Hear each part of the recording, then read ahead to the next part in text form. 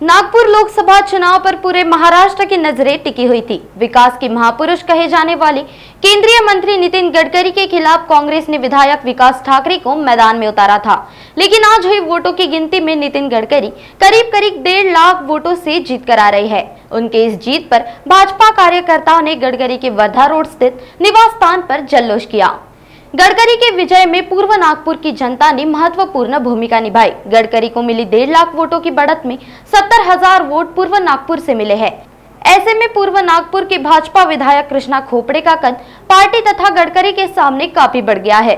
गडकरी के विजय पर बातचीत करते हुए खोपड़े ने कहा कि पूर्व नागपुर की जनता ने गडकरी ने किए विकास को वोट दिया है।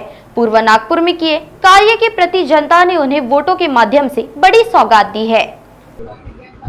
नाही, नागपूर लोकसभेमध्ये गडकरी साहेबांचा हा विजय लगभग फायनल झालेला आहे। सगळ्या कार्यकर्त्यांना अपेक्षा होती ज्या पद्धतीने नागपूर शहरामध्ये साहेबांनी 10 वर्षामध्ये नागपूर शहराचे चित्र बदललं, विकासाच्या माध्यमातून फार मोठ्या प्रमाणात कामं झाली, एकूण एक समस्या सोडवण्याचं काम कोणी केलं असेल तर ते गडकरी साहेबांनी केलं। परंतु या निवडणुकीमध्ये कोणाला संविधान आठवण आलं, काही लोकांना पाकिस्तानला पाठवून देईन, आमच्यावर अन्याय होईल अशा प्रकारची हे झाली। काही लोकांनी जातीवाचक प्रचार करून जेवढं शक्य आहे तेवढं त्यांनी या निवडणुकीमध्ये लोकांना भ्रमित करण्याचा प्रयत्न त्या ठिकाणी केला आहे। तरी सुद्धा गडकरी साहेब फार मोठ्या फरकाने या नागपूर लोकसभेमधून निवडून आले। पूर्व नागपूरमध्ये लगभग जी अपेक्षा आमची होती का बाप गडकरी साहेब 1 लाखाच्या वरचं लीडवर निवडून येईल, आणि आता 16 राऊंड झाले आहे, 2 राऊंड आता अंतिम टप्प्यामध्ये आहे, आणि लगभग पूर्व नागपूरने फार मोठ्या प्रमाणात सगळ्या कार्यकर्त्यांनी चांगली मेहनत घेऊन पूर्व नागपूरमध्ये लीड देऊन गडकरी साहेबांना विजयी करण्याचं काम निश्चित स्वरूपात केलं आहे। तेच तर सांगतो का गडकरी साहेबांनी 10 वर्षात या नागपूर शहराचं चित्र बदललं आहे। तुम्ही 2014च्या पहिलेच्या नागपूर आणि 2014च्या नागपूर पहा, तुम्हाला फार मोठ्या प्रमाणात फरक त्या ठिकाणी दिसत आहे। परंतु आणखीन जनतेला का अपेक्षित होतं याचा आता शोध घेण्याची आवश्यकता आहे।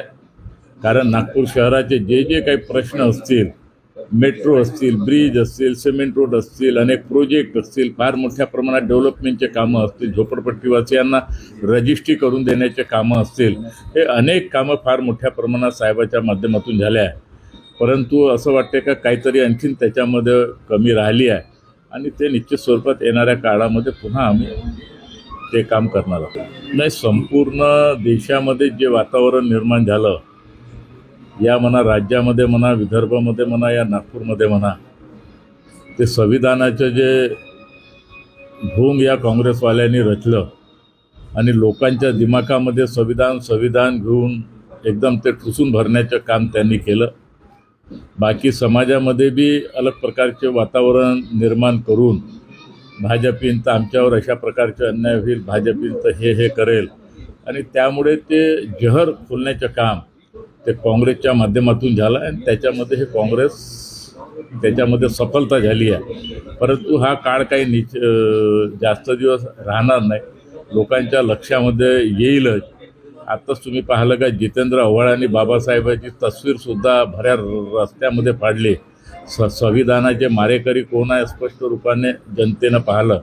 परंतु ही निवडणूक आहे, या निवडणुकीमध्ये जास्तीत जास्त सगळ्या कार्यकर्त्यांनी मिळून आपलं नेतृत्व मोठ्या फरकाने निवडून येईल। आम्हाला सगळ्याला अपेक्षा होती का गडकरी साहेब सगळ्याचे रेकॉर्ड ब्रेक करून निवडून येतील, तरीसुद्धा कार्यकर्त्यांनी जी मेहनत घेतली आणि कार्यकर्त्याच्या माध्यमातून जे आज ते विजय घोषित त्या ठिकाणी होणार आहे, आणि निश्चित स्वरूपात कार्यकर्त्याचे मी मनापासून आभार मानतो।